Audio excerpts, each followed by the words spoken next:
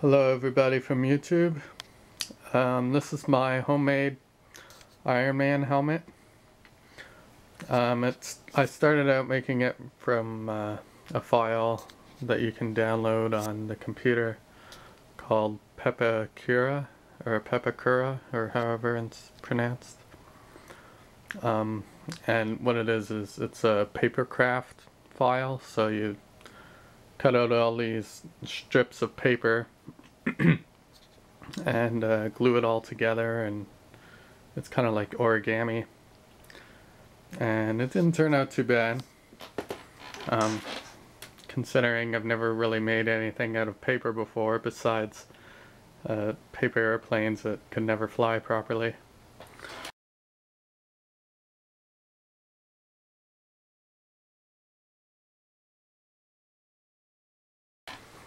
So I'm happy with the results. The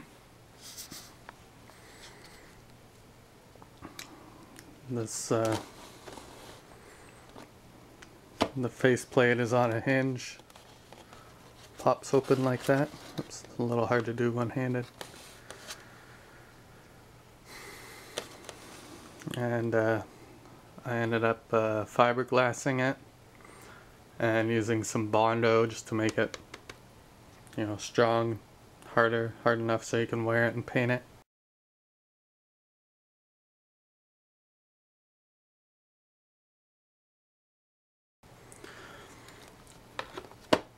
And then it pops back down into place. It's pretty hard to see out of, I don't know if anybody else has had that problem, but if you have any ideas on how to clean up the eyes or another way to be able to see, then let me know. The back of the head is a little bit misshapen just because it was formed out of paper. And then this plate here is on a hinge with rubber bands attached underneath there so that my head can pop into the helmet. And I ended up using some metallic red spray paint and some gold spray paint to paint the face. And actually I started out with a layer of chrome underneath, so everything was all chrome. And then after I painted it red here, I just went with my fingernail or a nail file and scraped away some areas, make it look all, make it look a little worn, some kind of battle damage. So it looks kind of neat. At first when I spray painted it, it looked like it was just, pounded out of metal or steel. And it looked kind of neat because it was just entirely chrome, kind of like War Machine.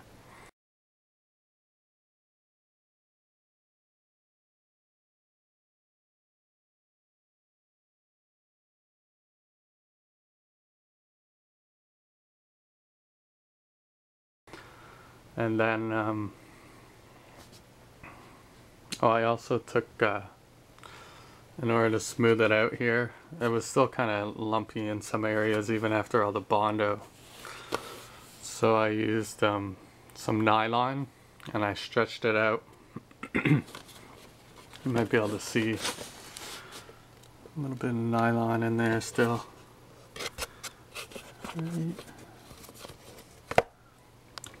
Right in there, you can see it. I can't really show it to you because my hand gets in the way. But right there. So I stretched that out over all the bumpier areas. So the back of the head, and then the faceplate. You can't really see it, but it looks like kind of a neat little grid to it. So after stretching the nylon out, I went through it with fiberglass resin just to harden it up and then spray painted all that. And then some areas I went over with some chrome paint because I can really scrape enough away it wouldn't show up underneath.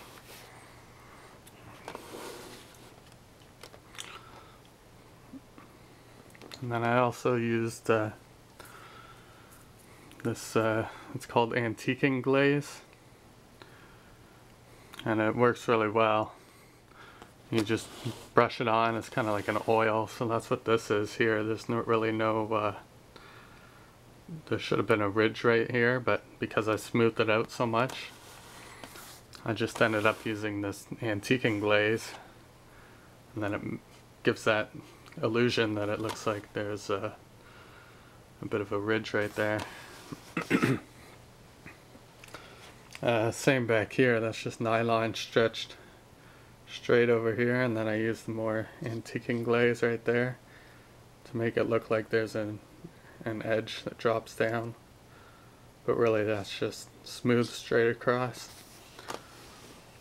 I could have just, when I made it out of the paper craft, I could have just cut that away and then there actually would be an edge, but I got lazy and didn't want to cut it out or ruin anything after painting everything. It'd be really cool if I could motorize the faceplate so that it could flip open on its own. Come on, hold it in place.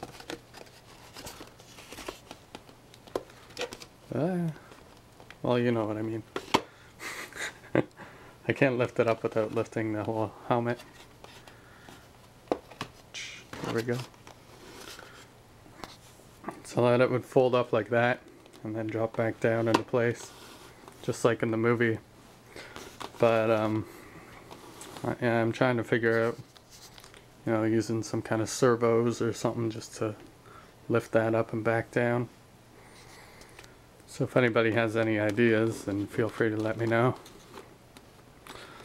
My next step would be just to fill everything in there with some kind of foam. I'll probably use some Velcro. Layer everything in Velcro and then stick the pads where I think I want them, just so that I don't have any foam pads in place or glued in place. And then it turns out that it's in a spot that is uncomfortable or an area that I don't want it. So yeah, that's my homemade Iron Man helmet. First attempt. Turned out alright, I hope. Let me know what you think.